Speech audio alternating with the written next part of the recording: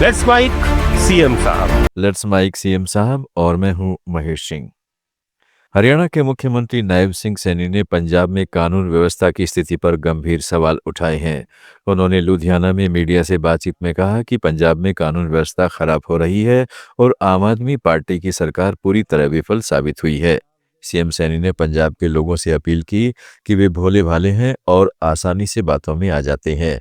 अब समय बदल रहा है, देश विकास की तेज रफ्तार से आगे बढ़ रहा है।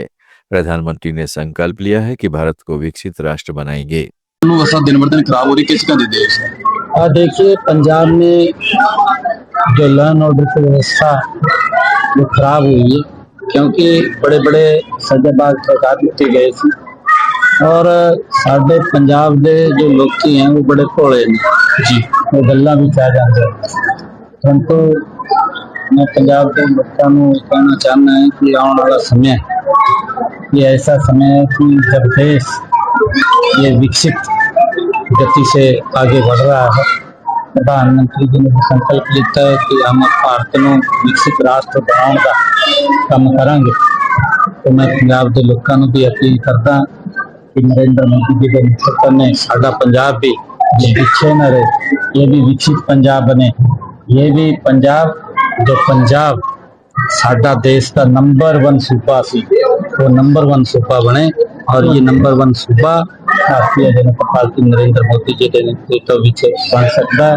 मैं ये कहना भी चाहना है क्योंकि गल्लां तो बड़िया करते हैं और आगे भी आप होनी गलियां बड़िया ही गल्लां होनी है, क्योंकि 4 सालों के बीच तो कुछ हुआ नहीं जो पहले बड़िया गल्लां की गई हैं। अब क्योंकि इलेक्शन नजदीक आ गया, अब फिर शायद ये सोचते हैं कि बड़िया गल्लां करके फिर सरकार के ऊपर काबिज हो जाएंगे। परंतु आज मुझे लगता है कि पंजाब के लोग उस गल को समझ गए ने कि गल्लां।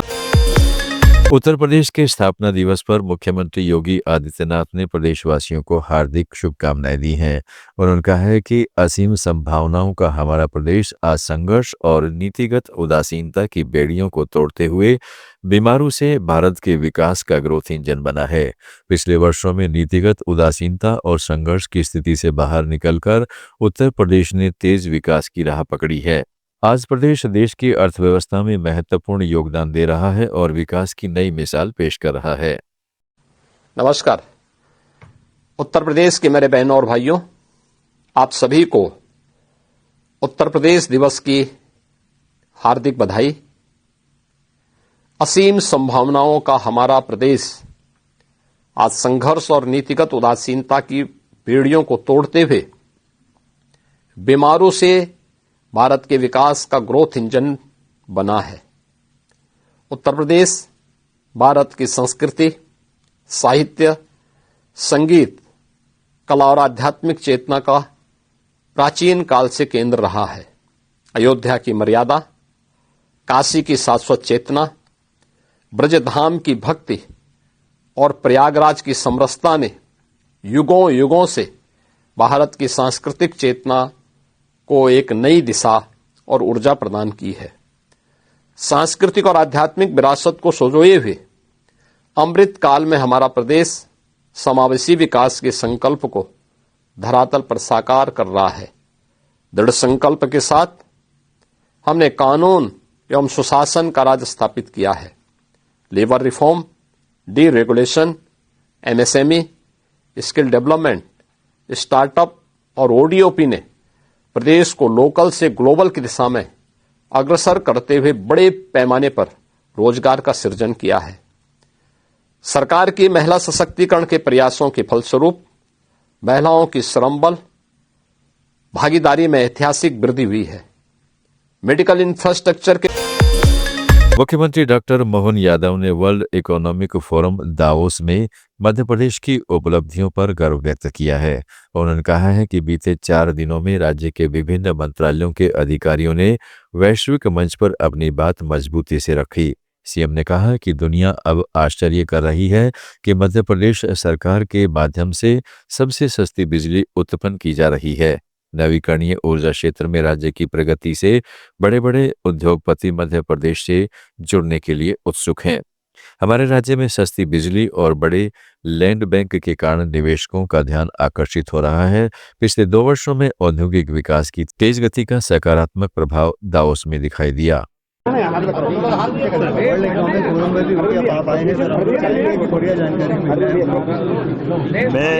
बीती रात दावोस से सीधा दिल्ली से जबलपुर आया हूँ। यहाँ हमारे माननीय पूर्व अध्यक्ष और भारत सरकार के यशस्वी स्वास्थ्य एवं रसायन मंत्री श्रीमान जगत प्रसाद नड्डा जी यहाँ जबलपुर प्रवास पे आए हुए। कई सारे कार्यक्रमों में मैं शामिल हुआ। हमारे माननीय मंत्री पीडब्ल्यूडी श्रीमान राकेश सिंह जी, हमारे सांसद, विधायक, महापौर, हम सब उन कार्यक्रमों में शामिल हुए।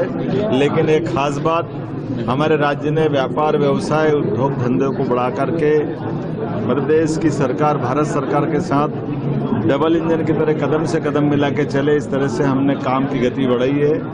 दावोस के अंदर बीते 4 दिन तक हमारे सभी प्रकार के मंत्रियों के जो अलग अलग मंत्रालय हैं, उनके सुयोग्य अधिकारियों ने अपने विश्व के सबसे बड़े वर्ल्ड इकोनॉमिक फोरम पर बहुत अच्छे से बात रखी और उसका रिस्पांस भी आया।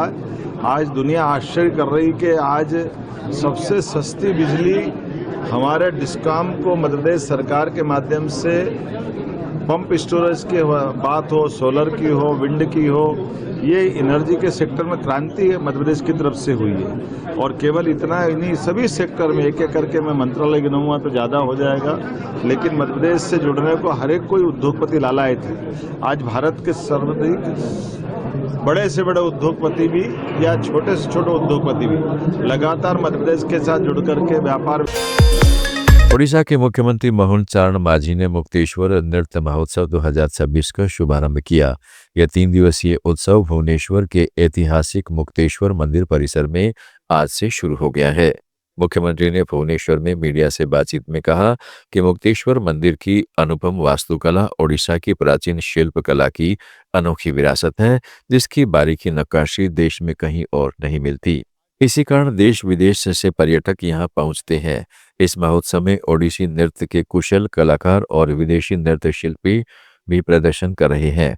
उन्होंने बताया कि ओडिशा सरकार ओडिसी नृत्य और कला को विश्व स्तर पर पहुंचाने के लिए लगातार प्रयासरत है। आगे भी इसे वैश्विक मंच तक ले जाने के लिए विशेष योजनाएं चलाई जाएंगी। हमारा मंदिर Malini Bhubaneswar temple city of Bhubaneswar में मुक्तेश्वर महादेवर मंदिर का प्रीमिसेस में 3 दिवसीय 3 दिन के लिए हमारा मुक्तेश्वर नृत्य महोत्सव आज शुरू हुआ। आज से 3 दिन तक ये कार्यक्रम जारी रहेगा। इसी कार्यक्रम को देखने के लिए और भी कोई जो नृत्य शिल्पी वहाँ प्रदर्शन करने के लिए कई सारी विदेशों से भी आ रहे हैं। जैसे अभी अभी हमने देखे अमेरिका से आए हुए एक ओडिसी नृत्य शिल्पी वहाँ अति उच्च कटीर उनका प्रदर्शन भी किया। और वहाँ मुक्तेश्वर मंदिर का जो आर्किटेक्चर ओडिशा के हमारा पुराना मंदिर की कारीगरी की एक अनोखी विरासत वहाँ है। ऐसे बारीक बनावट उड़ीसा या देश के कहीं भी देखने के लिए नहीं मिलती और उसको देखने के लिए भी देश विदेश से भी सारी टूरिस्ट भी आते हैं। इस मशहूर आर्कियोलॉजिकल विरासत को एकेडमी की तरफ से और हमारा ओडिया भाषा साहित्य और सीएम साहब में आज इतना ही। जुड़े रहिएगा लेट्स माइक के साथ।